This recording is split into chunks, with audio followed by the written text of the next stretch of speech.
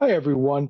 This video is intended to just explain how progress tracking works so that you can have a sense of um, whether you've completed the necessary work for the course and also how to make sense of what you're seeing on the screen.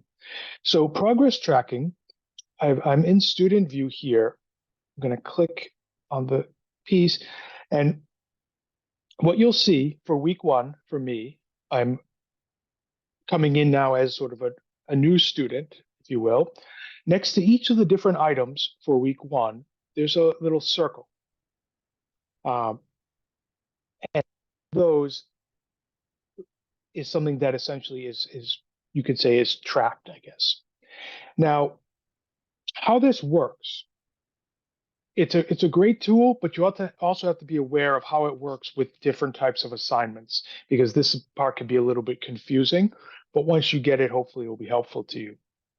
So, first of all, after for things that you don't submit, content that you are reading, for instance, you can, and then after you've read it and after you've watched the video, um, one thing is you would go to next to go to the next thing, but you can also close out of it to go back to this.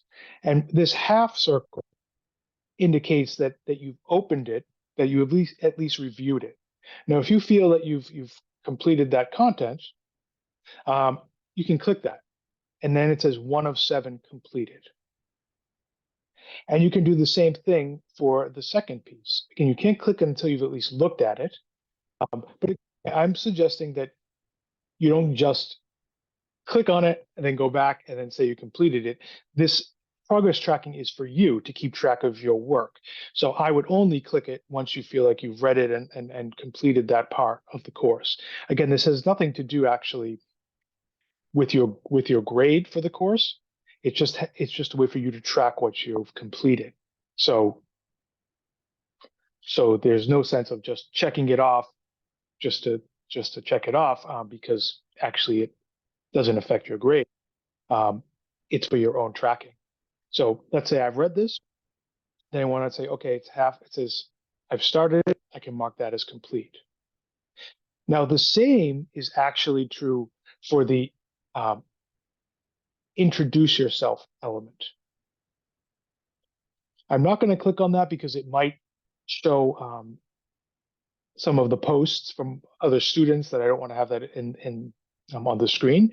But once you click in this, you actually, I believe, can mark it off as completed um, because it's a discussion. Now, to get credit, you need to make sure that you actually post according to it. So once you've posted your discussion board, then you can click off this to get your green arrow. The same idea is true for the syllabus quiz. I mean, sorry, for the syllabus. You can click on this, which will take you to another window. After you've done that and you've reviewed the syllabus, that's complete. Now, what you're seeing now is a student say, oh, 3 of 7 completed. Now, the only one this week that actually you will actually need to submit something to have that green check mark is the syllabus quiz. Because of the way that the course is set up, this quiz is one where you can you have to submit it to get that green check mark. That's actually going to be true for most of the assignments in the course, or at least many of them. What you've already seen is the assignments that are not going to be automatically checked off are discussion boards, and then you'll also see perusal. Those are the things that you need to complete, but that actually you'll be able to mark whether you completed them or not. And so that's the way that this works. Um, Now, again, keep in mind that those are not the things that are necessarily counting towards your grade. Um, so I'm going to try, if I go to gradebook, and this will show up for me as my preview user. The things that you want to make sure that you know are due for a particular week, you see introduce yourself, which is due 9/7, which is week 1 syllabus quiz, and making the most of learning with Perusall. Those are the 3 assignments that are due this week. Those are the ones that count. Now, again, those green check marks, that progress tracking is there for you to keep track of this content. It's not necessarily linked to any actual to the grade for the course or anything like that. That's for you to keep track of. So just wanted to make that clear because I've had a few questions related to that piece in terms of what's being submitted.